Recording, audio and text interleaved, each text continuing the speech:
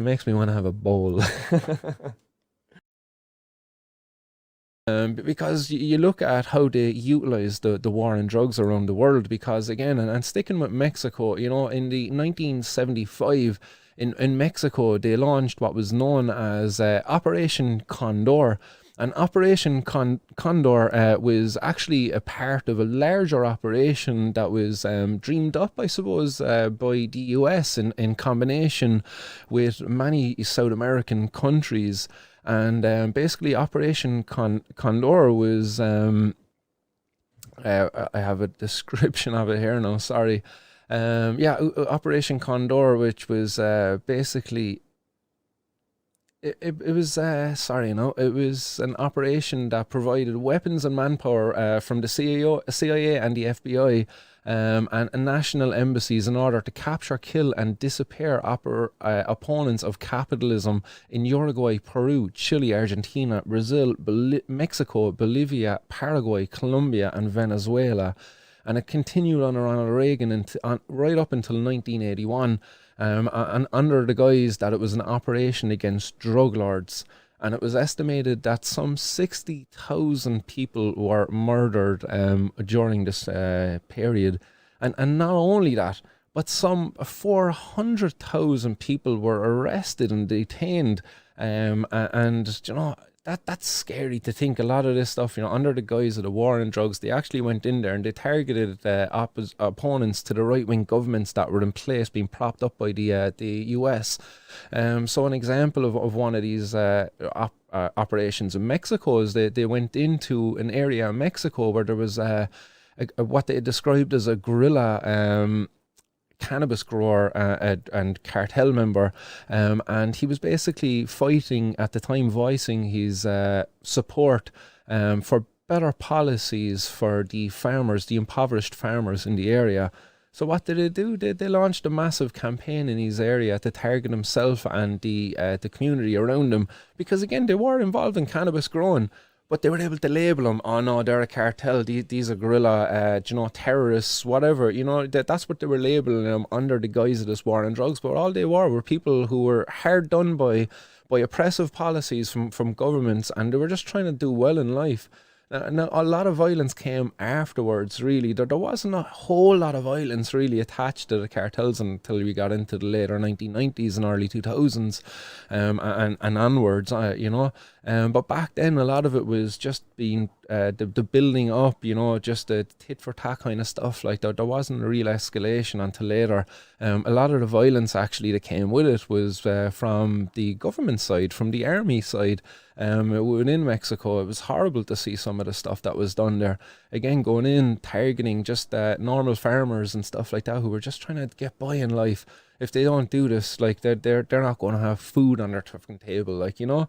And meanwhile, like, the US is sponsoring millions. So under this Operation Condor, as part of this, the US sponsored over $115 million worth of equipment.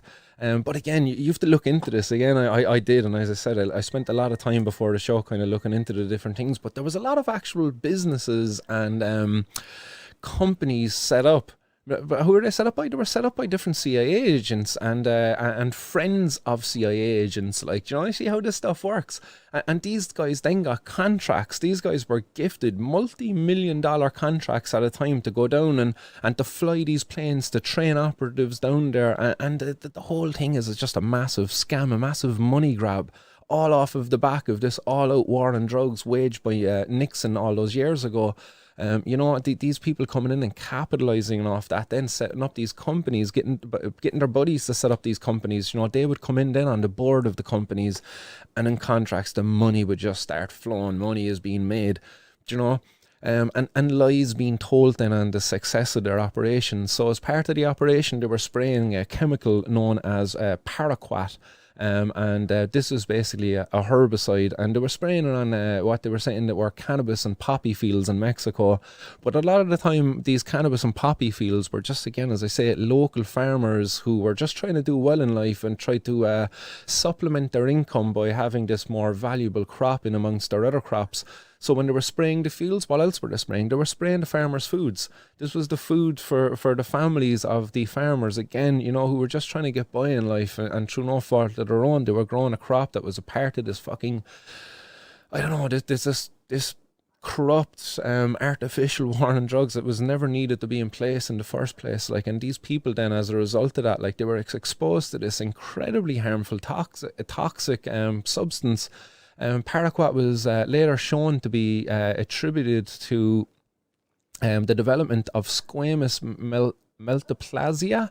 So this is basically kind of like almost precancerous cells, you know, when it was, if this is to continue, so basically, yeah, this is occurs in the lungs due to toxic injury induced by carcinogens, by different toxic elements in the environment.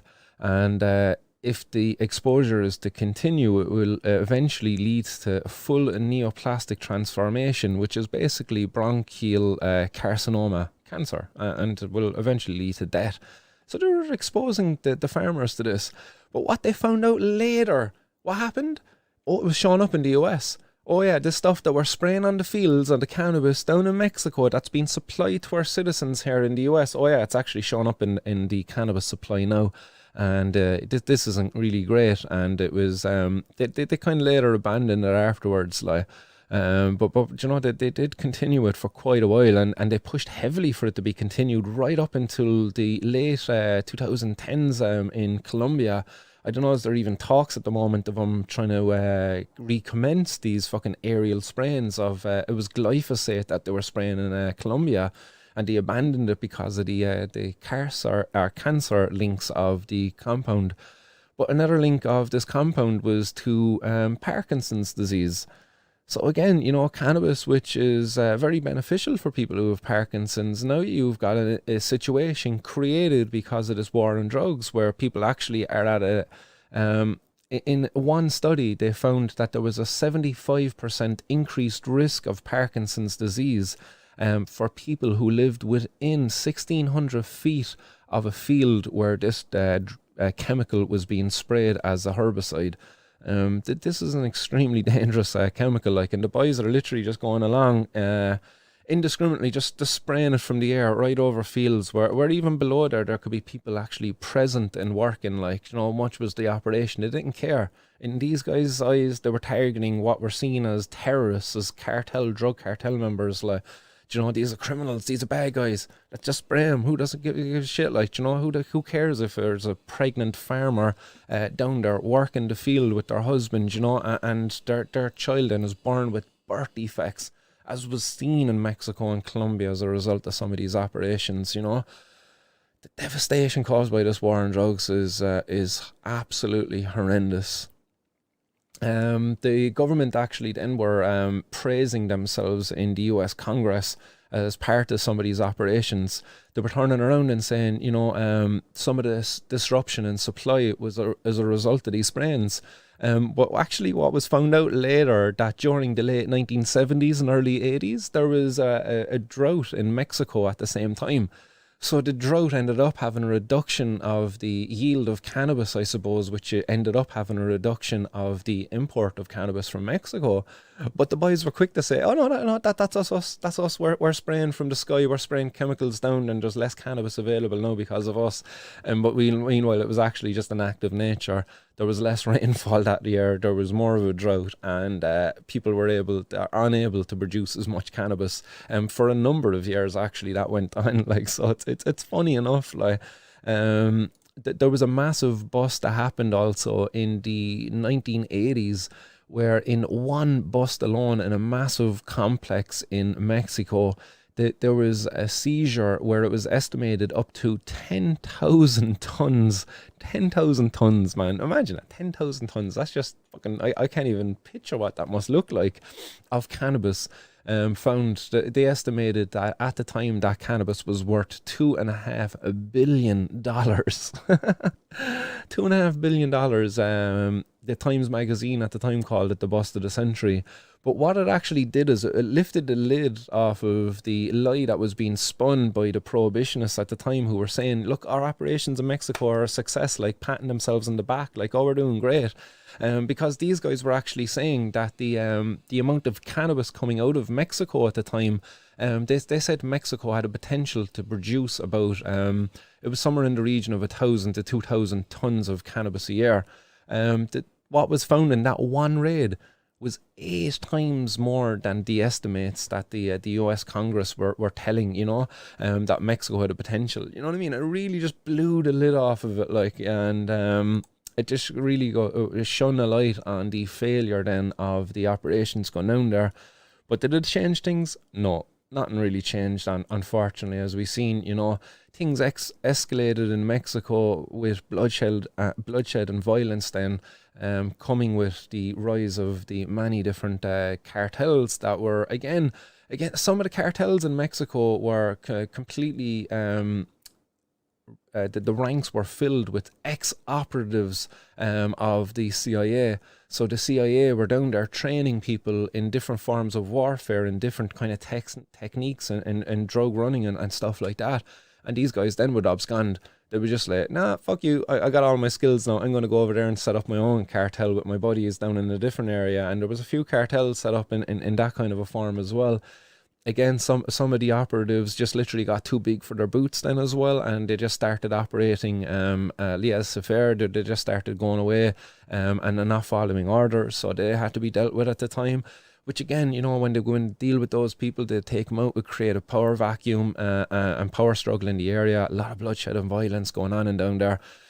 The 2000s, early 2000s, 2010s, man, there was some violence going on in Mexico. The worst of it, you know, and something I campaigned around in CIT at the time was the disappearance of 42 students who were going from their university to the capital city at the time I can't remember the name of the place there now off the top of my head, and I don't have it in front of me, but their bus was intercepted on the way, and they were disappeared. That as the term goes, that's a verb now. They were disappeared. I think the bodies turned up. They were found in an unmarked grave afterwards. After quite some time, it wasn't dealt with quickly. But it's said now that these people were actually the victims of corruption, so that the police were actually involved here in pulling these people over, or at least people dressed as police and having access to police vehicles too. And they disappeared these people and killed all of these young students who were campaigning, again, much like my buddy Pepe Rivera is, for drug policy reform in Mexico. So yeah, look, that is the history of it there. Well, yeah, as I said, 2015, the Supreme Court ruling was put in place. It wasn't until 2018, again, it was found.